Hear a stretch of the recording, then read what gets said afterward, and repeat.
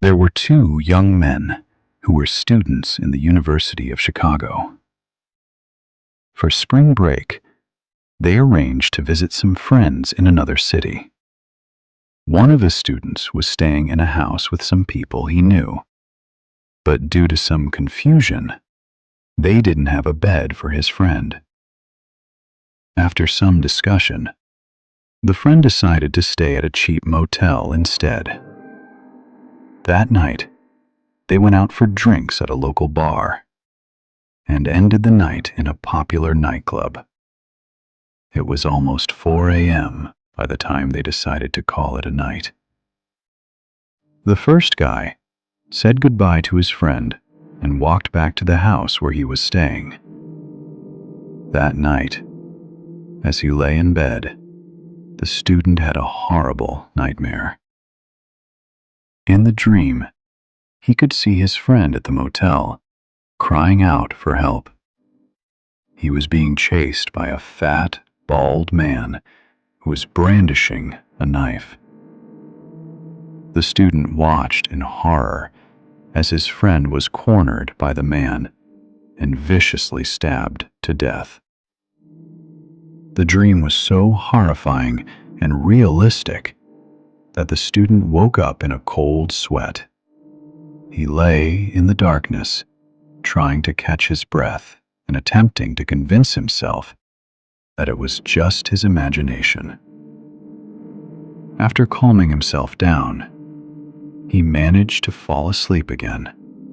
However, this time, he had another dream in which he saw the same fat, bald man dragging his friend's dead body out into a parking lot.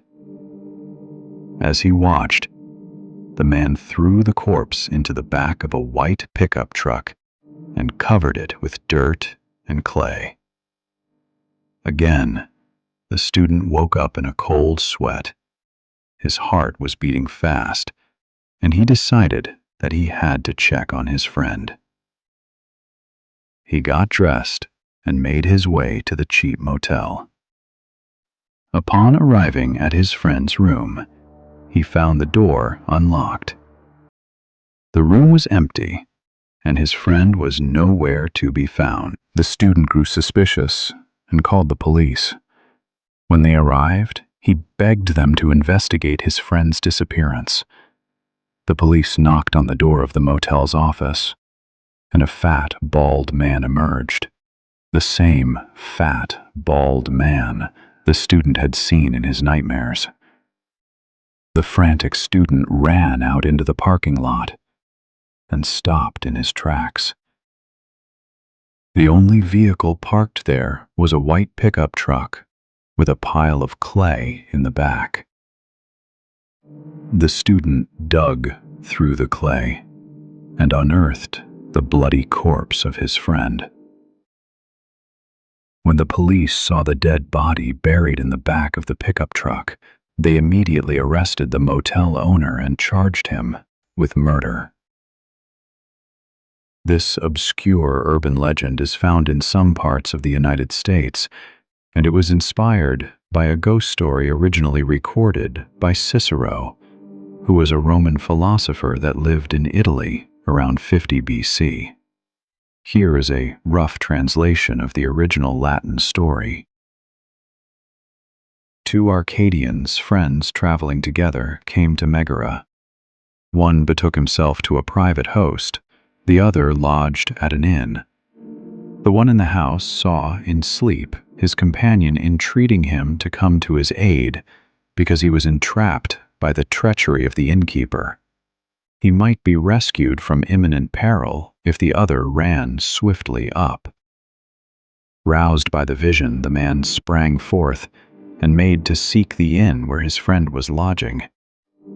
But then the other's baneful fate caused him to renounce his kindly intent as unnecessary, and he went back to bed and sleep. Then his friend once more appeared before him, stabbed and begged him, since he had neglected to bring help in life, at least not to deny him vengeance in death.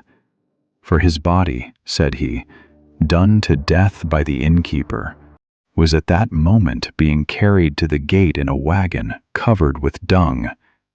Constrained by his friend's reiterated prayers, he ran to the gate forthwith, seized the wagon indicated to him in his sleep, and brought the innkeeper to capital punishment. His parents had just moved to a new house in the suburbs.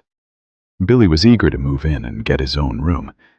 He picked the bedroom with the big window that looked out onto the backyard. The family quickly got their stuff moved in and then went to bed. The first night that Billy slept in that room, something very strange happened. In the middle of the night, Billy was awoken by strange moans and screams. They seemed to be coming from outside. Billy shouted for his parents, and a few seconds later they burst into his room. "What's wrong?"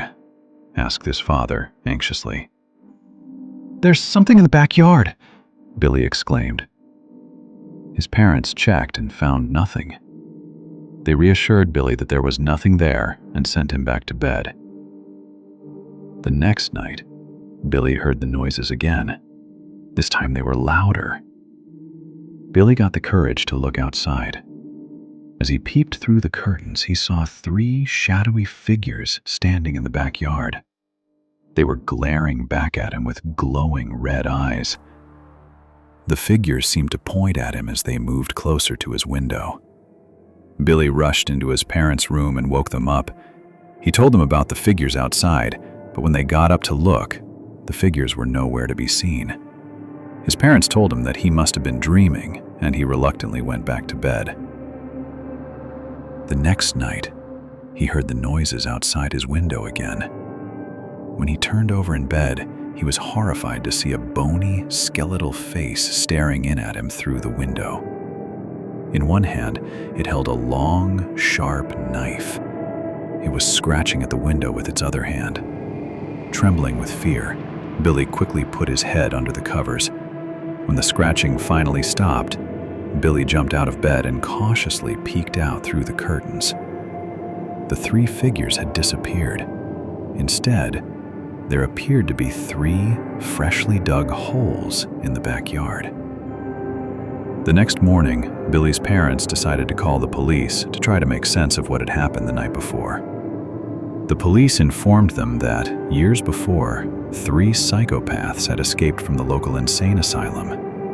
They had gone on a rampage, killing anyone they came across and terrorizing the whole town. The previous owner of the house had caught the crazed psychopaths trying to break into his house through the bedroom window. He killed the psychopaths and buried their bodies in the backyard. The police said that the 3 bodies were still buried there.